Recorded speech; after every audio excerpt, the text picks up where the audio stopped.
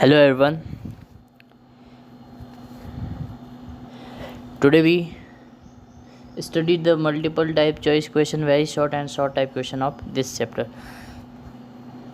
सबको नमस्कार, जय श्री राम। आज हम करेंगे मल्टीपल टाइप वाले और वेरी शॉर्ट और शॉर्ट वाले करेंगे। मल्टीपल में है पहला, what is meaning of independence, तो इसका आंसर है D, facilities available for overall development of citizen. मतलब आज़ादी का मतलब होता है व्यक्ति अपना विकास कर सके जिस स्थिति में। Which of this statement are appropriate, choice choose right pair. देखिए मैं आपको सीधा आंसर बता देता हूँ जिससे कि आपका भी समय बच जाएगा, मेरा भी समय बच जाएगा और सबका ठीक रहेगा। तो इसका दूसरा है answer, equality is the possible in a rule of law. Which, question number third है, which statement explain meaning of social equality, choose right pair.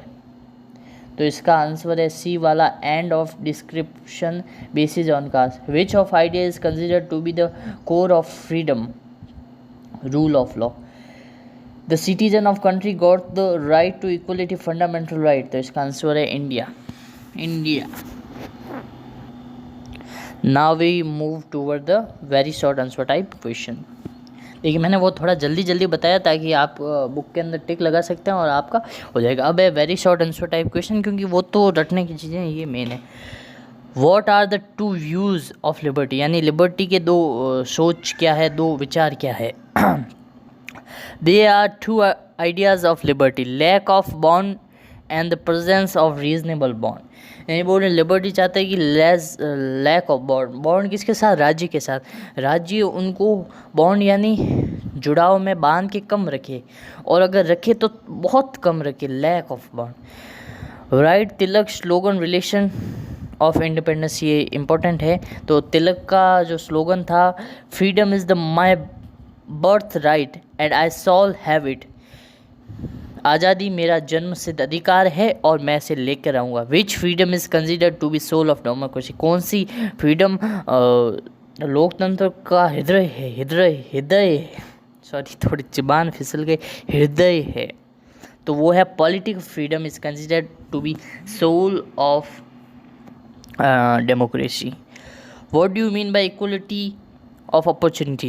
The state provide the equal opportunities for appropriate development of all citizen, यानी राज्य सबको एक समान मौका दे अपने व्यक्तित्व में सुधार करने के लिए। Which equality leads capitalist countries, economic equality है इसका answer. Now short type question, mention the 5 types of liberty, 5 प्रकार की लिबर्टी बताओ। तो पहला है नेचुरल लिबर्टी, दूसरा सिविल लिबर्टी, तीसरा है पॉलिटिकल लिबर्टी, और चौथा है इकोनॉमिक लिबर्टी, और पांचवा नेशनल लिबर्टी। ये और भी लिबर्टी है। नेचुरल लिबर्टी जो प्रकृति द्वारा हमें आज़ादी मिलती है, स्वतंत्रता मिलती है, इंडिपेंडेंस मिलती है। सिविल लिबर्टी जो समाज द्वारा मिलती है। पॉलिटिकल लिबर्टी जो कि राजनीति से मिलती है। इकोनॉमिक लिबर्टी जो फाइनेंशियल लिबर्टी है, पैसों से जुड़ी हुई। नेशनल लिबर्टी जो देश से जुड़ी हुई, राज्य से जुड़ी हुई लिबर्टी है। देखिए मैंने आपको शॉर्ट में बता दिया, आप वीडियो पॉज करके देख सकते हैं। इम्पोर्टेंट मेन यही है, अगर आपको मेन पॉइंट याद होगा तो आगे आप लिख सकते हैं। आप पूछें व्हाट इज़ पॉलिटिकल लिबर्टी, यानी राजनीतिक स्वतंत्रता क्या है। The sharing of the people's the affair of state political system is called political liberty. विल्चरिस call its another name of democracy. यानी ये बोल रहे हैं कि राजनीति के अंदर व्यक्ति को जितनी भागीदारी दी जाती है, बराबर भागीदारी दी जाती है हर फील्ड में, भले वोट हो या फिर इलेक्शन कॉन्टेस्ट हो या कुछ भी हो, उसी को पॉलिटिकल लिबर्टी कहा जाता है, यानी राजनीतिक स्वतंत्रता कहा जाता है। फिर गिलक्रिस्ट ने इसको डेमोक्रेसी कहा है, क्योंकि डेमोक्रेसी के बिना पॉलिटिकल लिबर्टी अधूरी है। In is the that liberty by which every citizen of nation gets right to voice, यानी इस प्रकार की स्वतंत्रता में हर व्यक्ति को अपनी आवाज़ उठाने का अधिकार मिलता है, ये बोल रहे हैं इसके अंदर। और इसके अंदर व्यक्ति को वोट देने का अधिकार होता है, इलेक्शन लड़ने का अधिकार होता है और राजनीतिक सोच का अधिकार होता है।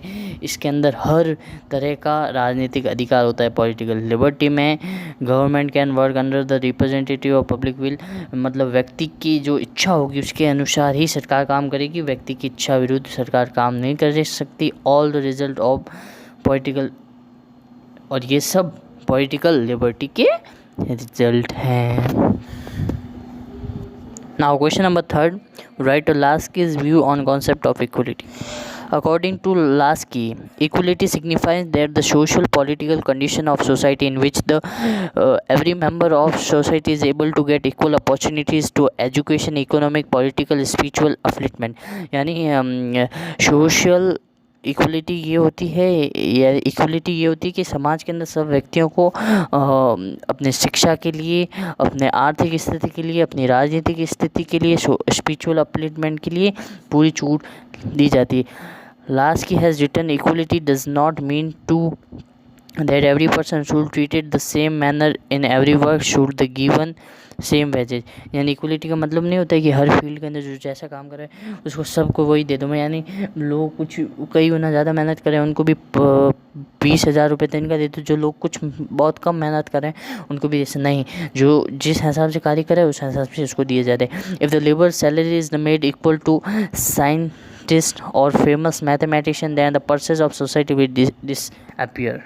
लास्की का कहना है कि आप अगर एक मज़दूर को, एक मैथमेटिशियन को, एक वैज्ञानिक को, सबको एक समान अगर आप तनख्वाह दे दोगे तो समाज का जो अस्तित्व है, जो समाज का मेन उद्देश्य है वो ख़त्म हो जाएगा, वो नष्ट हो जाएगा। हाँ, आप हर व्यक्ति को एक समान मौका दो कि जो मज़दूर है वो साइंटिस्ट भी बन सकता है, मज़दूर है वो मज़दूर का बेटा मैथमेटिशियन भी बन सकता है। आप सबको एक समान मौका दो तो वो बनेगा, परंतु आप सबको एक समान एक तराजू में नहीं तोल सकते। Now question 4, please ignore this noise pollution. आज थोड़ी बारिश ज़्यादा हो रही है मेरे गांव में, इसलिए थोड़ा समा चाहूँगा, और मेरे पास माइक वगैरह कोई इक्विपमेंट भी नहीं है। तो question number 4, clarify the concept of rule of law, यानी कानून का शासन को आप समझाइए। The rule of law refers as a rule which does not discriminate on the basis of caste, creed, religion, gender, treats all the equality, punishment criminal on the basis of his her crime. यानी rule of law यानी कानून का शासन से आप ये समझते हैं किसी के साथ जाति के आधार पे, लिंग के आधार पे, किसी पोस्ट के आधार पे भेदभाव ना हो। The rule of the law is based on the democratic system, यानी लोकतंत्र पे आधारित होता है। In the such type of rule on the base of the law, यानी कानून के आधार पे, संविधान के आधार पे जो भी शासन करता है वो it's mean to law above all, यानी कानून सबसे ऊपर है। The rule is under the law defined by the law, शासन कानून के नीचे आता है और कानून ही सर्वोपरि है। The right of person is not depend on the monopoly of ruler but is the protected by the law.